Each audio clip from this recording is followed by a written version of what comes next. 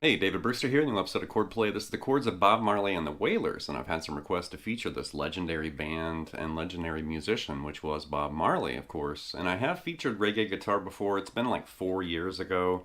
There's kind of like a finding reggae chords or like beginning reggae chords lesson. But this is the first time we've actually tackled Bob Marley and the Wailers, themselves. Very interesting band. Bob Marley's, career started around 1962. Now, he didn't invent reggae. It did exist, long before Bob Marley came along, but he definitely helped popularize reggae. Reggae music, like in the early 70s, mid 70s, just exploded worldwide. It was huge in Europe and Australia, of course in America and Africa, all over the world. And then these sounds and textures and things that you hear and the rhythm and everything in reggae music started to appear in rock and pop songs too. So if this sounds interesting, you want to dive in and kind of learn more about Bob Marley and reggae music, this lesson's totally for you.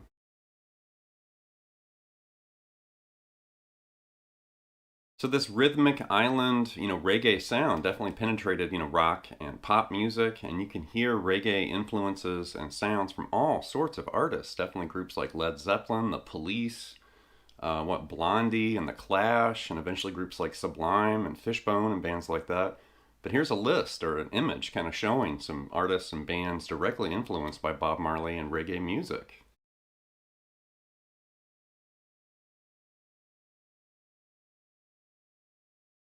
So in the guitar department in Bob Marley and the Wailers music, definitely Bob Marley played guitar, rhythm guitar and acoustic guitar, also Peter Tosh, and then eventually he left the group. Eventually you had people like Al Anderson and Junior Marvin and Wayne Perkins, and those are the main guitarists that we're going to hit because this lesson's going to revolve around 70s Bob Marley and the Wailers music. And there were some additional guitarists that toured and played, but these are mainly the guitarists you hear when you think of Bob Marley and the Wailers music.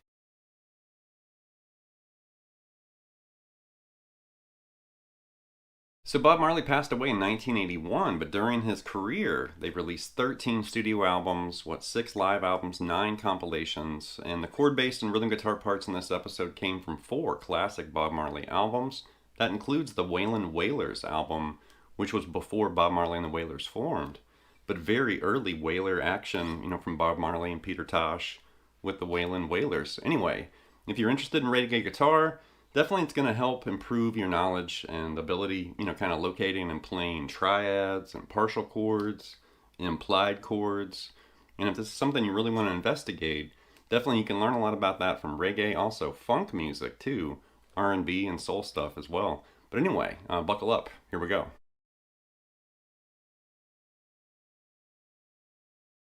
Alright, with the opening, that was me playing around with Stir It Up from the album Catch a Fire. Definitely a classic Bob Marley song, and I used to play that in a cover band years ago, and we would stretch that out and jam it for like 7 or 8 minutes, and everybody was dancing and into it. Great song to play with.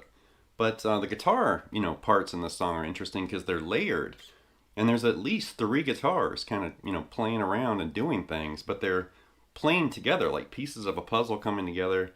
One guitar part, another guitar part with the bass and the drums and the rhythm and everything. And that's one thing you're going to learn from reggae guitar, playing, is it's very sparse and rhythmic, partial chords, implied chords and stuff. So right there, when you hear Stir It Up, like when it starts, you hear this very muted,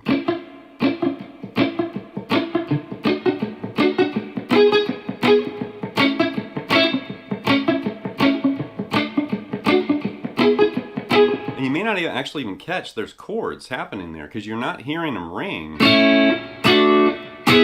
right? Like the strumming hand or the palm, the kind of palm muting every chord with your picking hand. So you're, like, you don't really even hear that. That's A major right there, right? And then it's part of D major, like D over A, and then an E over B. So these little partial implied chords, all those shapes, it's on the D, G, and the B string. So you're just playing 3 notes together.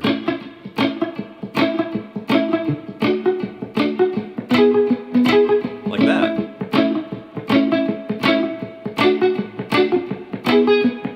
And then you hear a second guitar come in. So the MXR clone looper I was using for that first guitar, and then I layered the second guitar, and then eventually added the third guitar in there. So there's guitar 1, right? And then guitar 2 comes in with this single note melody. So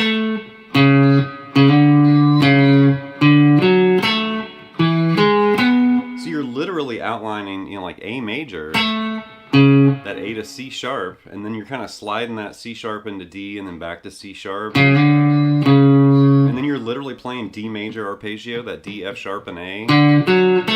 And then an E major arpeggio, E, G sharp, and that B. And then you're playing that with guitar 1 like this.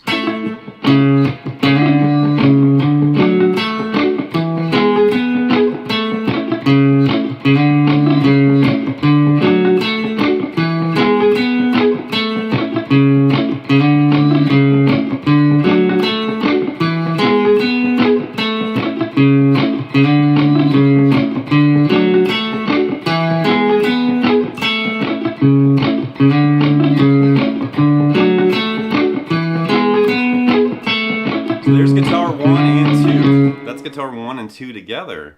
And then if you really pay attention to stir it up, eventually you hear this third guitar kind of sneak in, but they don't play it every time. It's just kind of like quietly in the background like this.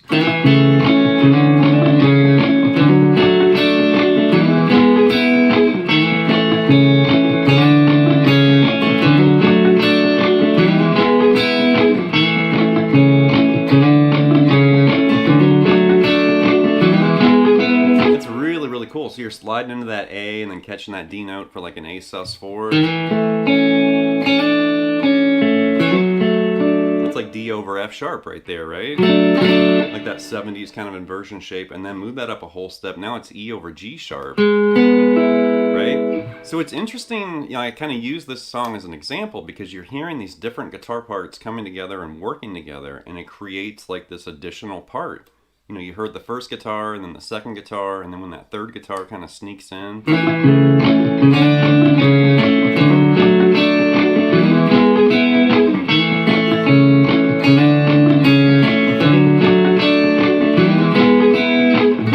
It's like reggae magic, all those parts coming together, and it creates this really interesting moment. That stuff is so cool. All right, let's go all the way back to the beginning. This is the song Put It On from the Wailers, and Bob did re-record this eventually, and it was kind of different, but this is the original version from the Wailers, something like this.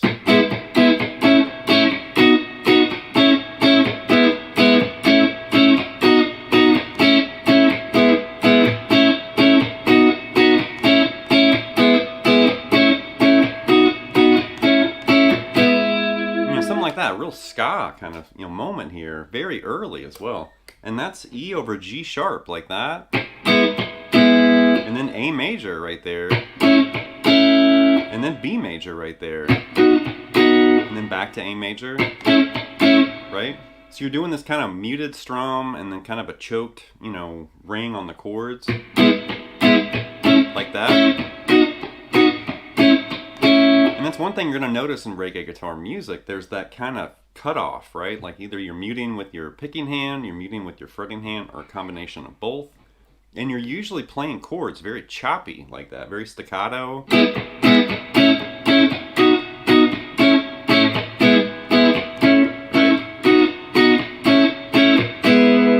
Really hard to play here, but that's just a really good introduction to this kind of reggae world of using partial chords and triads and that kind of muted, kind of strummed, percussive sound. Next up are the first 2 riffs from the song Exodus, and that's from the album by the same name. And this is really interesting because you have this kind of like first part, and then it mutates into a second part, and it just keeps evolving and changing. But in the beginning, you've got this.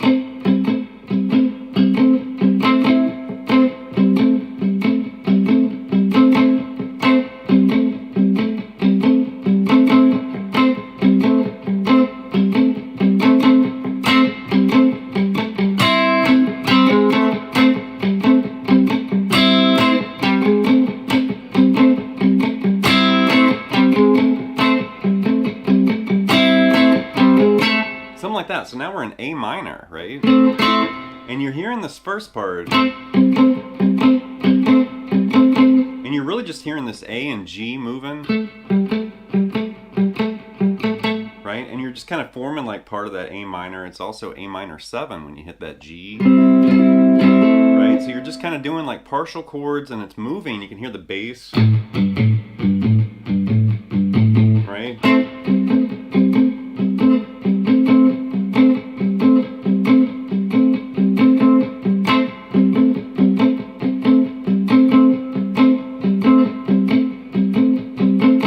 When the drums come in, when it really kind of kicks in, that's when it changes to the other riff.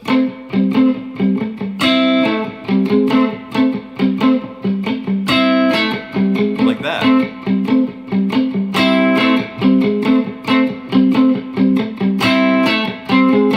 And right there, you're literally doing the same thing. And then you're going to basically reach up and kind of emphasize that high C and E right there. Like on the G and the B string, and then you hear that chromatic, you know, G sharp to A, like that. And I'm really just kind of keeping the chord held down the whole time, and I'm not moving at all. That's more than likely how they played it as well, because you can kind of hear it,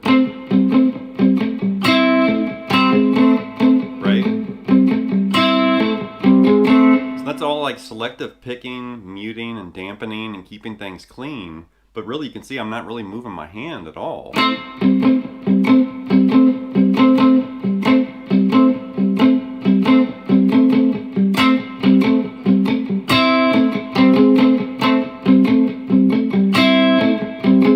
It's really interesting to kind of find a part, and then it just stays right there in the same neighborhood.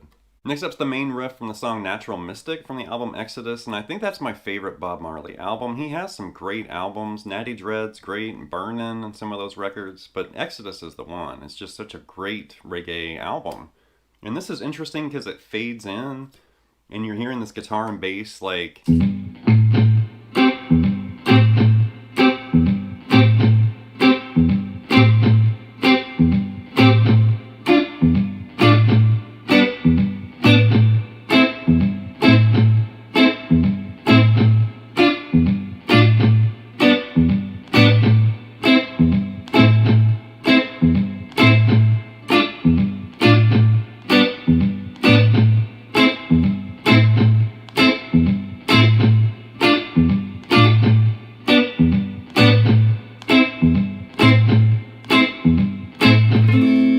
like that.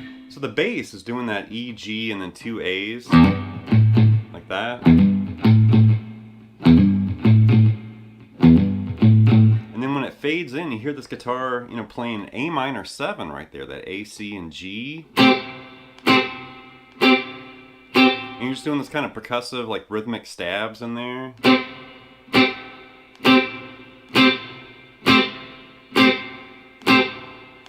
And then when the chord part changes, like you're hearing part of D minor over A right there, and then G major right here, and then A minor right there.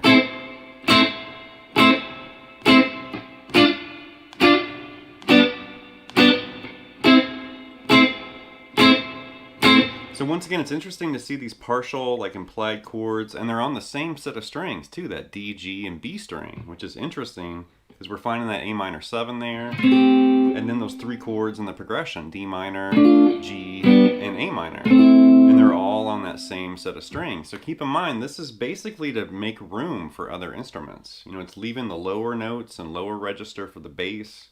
It's also leaving, you know, space for an additional guitar or other instruments, and that's really common in reggae. It's also common in funk and soul and R&B music too. Okay, next up are some examples from the song Waiting in Vain from the album Exodus. This is a great song. There's actually a great guitar solo hiding in this song too. For a reggae song, it's like, yeah, that's cool. And this is really interesting. There's like these sneaky chords happening like this.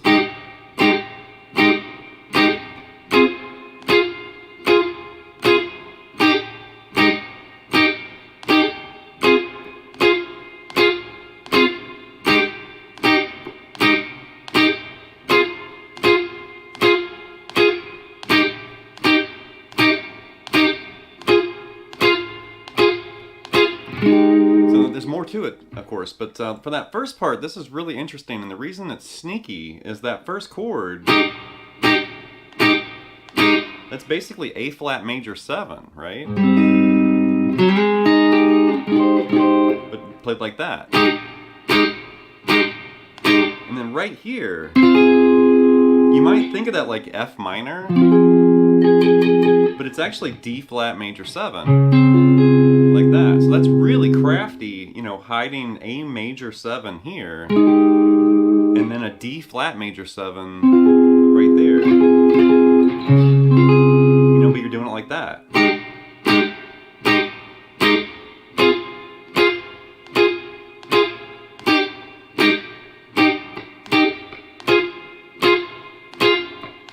Now when the chorus hits, it's still that same chord part, but then you hear this kind of melodic octave slide thing, like this. You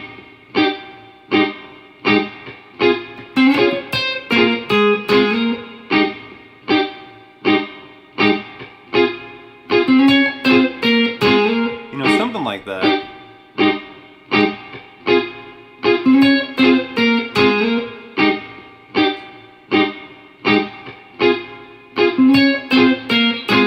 Octaves definitely appear a lot in reggae music, right there. You know, really basic, but it sounds cool against that other guitar part. And then eventually you've got this. And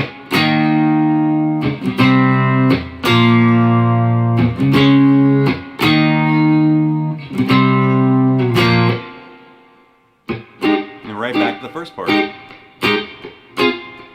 And that's like D flat to E flat 5, and then that C to B flat 5, and then you do it again.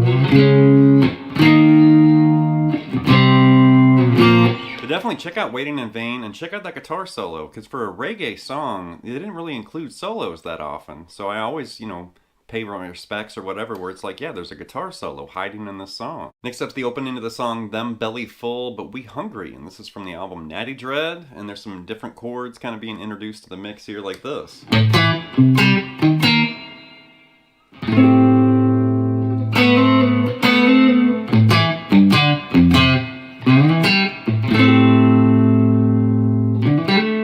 know, or something like that. So we're starting with this A5, C5 to an E flat 5, and you're spelling it out like that, and then an A minor 7 like that. We had this chord earlier, but add the open A string in there. Kind of strum it, let it ring, and then you've got this little, when you're holding that A and moving that B to C and back, and then you've got A5, G5 to F5. Slide into that E, catch that D note, or I'm sorry, slide into that E and catch that G note on the D string, and then strum that A minor 7 again, like that. And then at the end there's like a little hammer-on in there. Kind of an unusual guitar part, but I've dug it.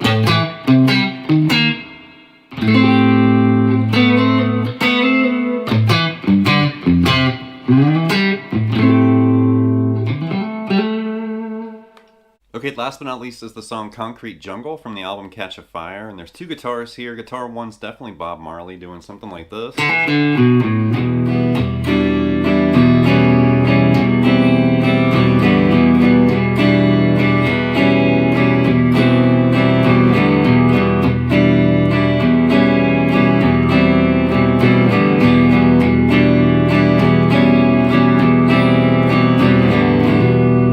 Walking down that low E open, then you've got E minor, and then an E minor 7, grabbing that D note there on the B string, E minor 6, you know, changing that to that C sharp, and then a C natural, so now it's an E minor flat 6, and then open up that B string, and then you distinctly hear him lift off the fretted part like that implied kind of D, like the open, you know, A and D string together, and then go right back to that same part again.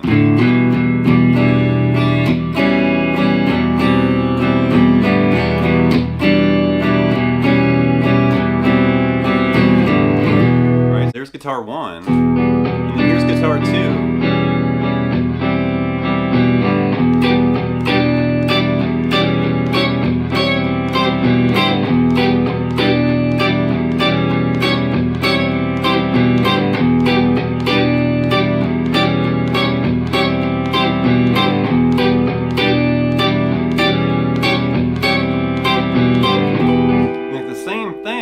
different, area, different position, because Bob was doing that. And then the second guitar part comes in, there's the E minor, right?